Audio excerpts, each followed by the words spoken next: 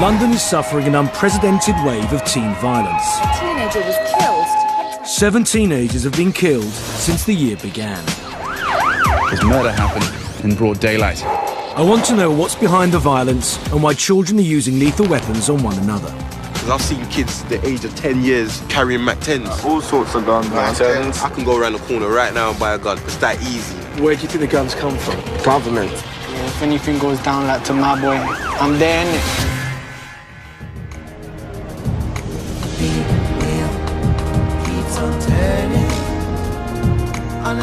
This is London. It's home, where I come back to after dealing with assaulted drug dealers, gunmen and killers on my travels around the world in pursuit of an understanding of gang culture. It's supposed to be a bit of a safe haven. But in the last few weeks, while I've been away, London has been hit by a spate of gang-related killings in areas I know just a few miles away from where I live. I've taken time out of filming a new gang series to take a look at London, to check out what's happening on my own doorstep. I want to know why, when the gun crime figures in the UK are falling, the age of those pulling the trigger is falling too. Teenagers are killing teenagers, and we need to find out why. The shootings of 3 youths, James Andre Smartford, Michael Dosunmu and Billy Cox in just 2 weeks in February shook the nation. Was shot twice at Streatham Ice Arena. Billy and his killer had been in the flat together. And in Peckham, Michael Dosunmu, gunned down in his own home. Shot in his bed. just 15 when he was killed. Billy is the 3rd South London teenager to be gunned down in less than 2 weeks. The 3 killings occurred within a fortnight in a comparatively small area of South London. I wanted to know more about what happened and the impact of the killings on the local community. So, I went to meet local anti-gun campaigner Cheryl Seeley.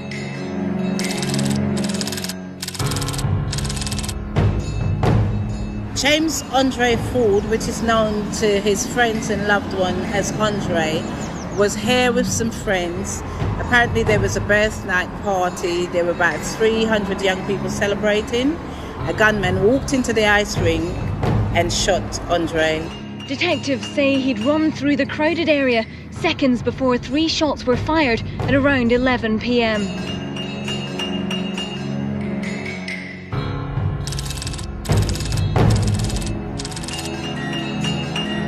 One morning, there was a young lad, just turned 15, the day before the incident. His door was kicked in, young men ran into the house. In Peckham, Michael Dosunmu, just 15 when he was killed in his bed in what may have been a case of mistaken identity. You know, and that's particularly shocking for the community as a whole, because obviously home is the sanctity of your children. I would believe that the safest place for my children would be indoors.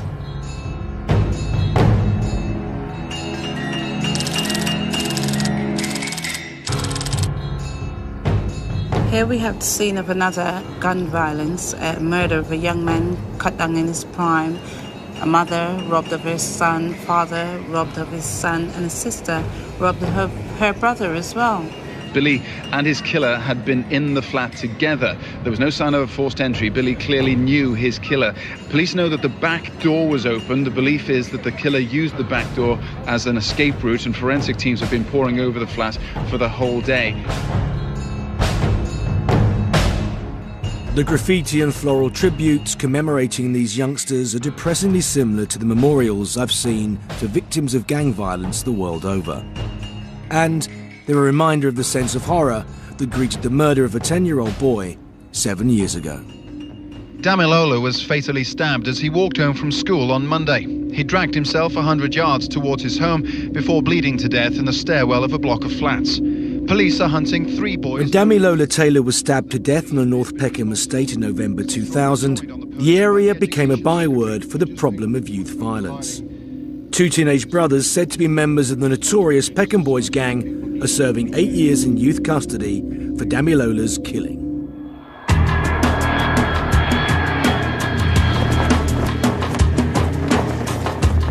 Today the estate is a very different place, having benefited from a multi-million-pound regeneration programme.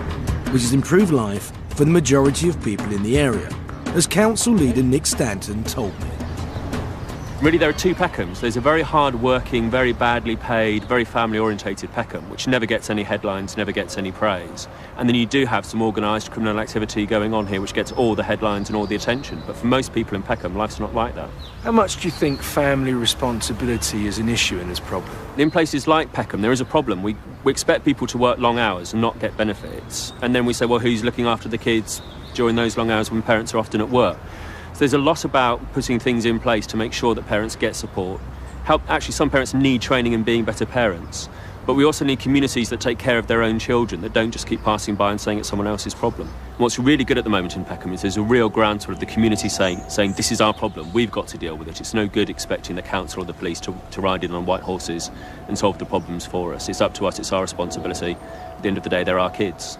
Despite the improvements they've made around here, Peckham still has a reputation for gang violence, and it was here, in the same streets where Damilola Taylor died, that Michael Dosunmu was shot. This is where I used to live in 1982 through to 83, when I was a young drama student. It was a very scary place then. I used to run off the bus from Trafalgar Avenue with my hand inside my sports bag as if I had a weapon. They used to have tunnels to get through to the centre of the estate, and we lived dead in the middle.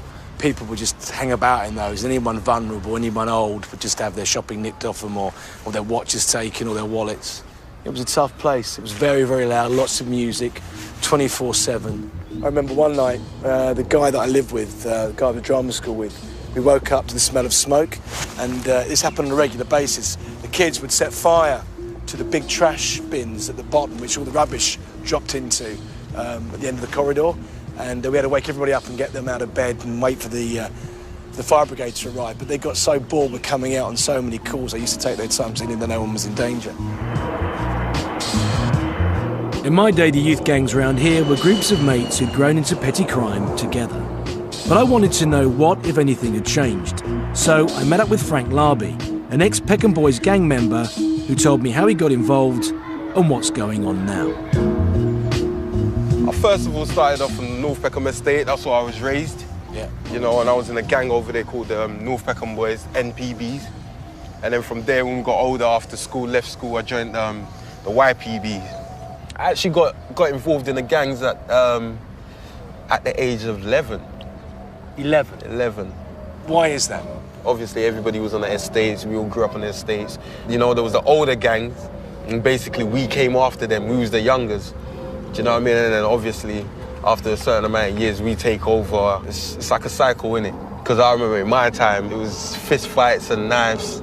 You see what I'm saying? But nowadays, it's all about guns and knives. And that's escalated over the years? Yeah. I don't even understand it myself, do you get what I'm saying? Because I've seen kids the age of 10 years carrying Mac 10s. 10-year-olds? Yeah. Carrying a submachine gun? Yeah. You see what I'm saying? I mean, it's nothing out here to get hold of guns. But you don't just pick up a gun, do you? Where does a gun come from, man? The government, innit? The government? Government. You can't smuggle in guns. So what, you think there are people in the government handing out guns in the street yet? Not necessarily, but I mean from the army barracks and whatnot. Do you get me? But, I mean, come on, you can't buy guns from the shops. You see what I'm saying? You can't smuggle guns. So how are we getting them? Do you see what I'm saying? I can go around the corner and buy a gun now, if I really wanted to. I can go around the corner right now and buy a gun. It's that easy. What, a pistol? I can buy a pistol, yeah. I can buy a Mac 10 if I wanted to, yeah. And how much would a gun cost? Depends. A Mac 10, anything between 2 to 3 grand. And you get the ammunition with that as well, yeah? Possibly. But the gun's no good without the ammo, is it? Unless you're yeah, I know, but you know, there's some people that can't get hold of the shells, so they just sell the guns, innit? Right. And if you can get it, you get it. If you can't, it's your problem. Take it or leave it. That's how it is. Let's talk a bit more about you. I mean, I know you're now working in community projects in the area, but what brought you to do that, and what were you about before that happened? Well, before that, I was a drug dealer. You know, I'm a well-known ex-drug dealer in Peckham. I used to be a stick-up kid. Basically, I used to rob drug dealers, you know. all sorts of robberies. I mean, banks, you know, travel agents and whatnot. I don't know, with me, I was just rolling with the wrong people, basically. And I enjoyed what they were doing because it was easy money. Do you understand what I'm saying? I mean, if you can make $5 a night, you understand? I ain't gonna go and do a 9 to 5. Didn't that make you a target again? I mean, you must have been a target for other people. Do you know what? To tell you the truth, at the time I thought I was untouchable. It's a risk that I was willing to take. But you were put away periodically? Yeah, I was put away. I've been in jail 4 times actually. But you've also paid the price physically for being involved in that kind of activity. 2005, I had a lot of junkies I was selling to, and one of them decided to try and rob my life. You see what I'm saying? He ended up stabbing me in my stomach, punctured my bowel. I had to have a colostomy for 9 months. And ever since then, you know, I just kind of took time out and, do you know what I mean, made some decisions. Danger!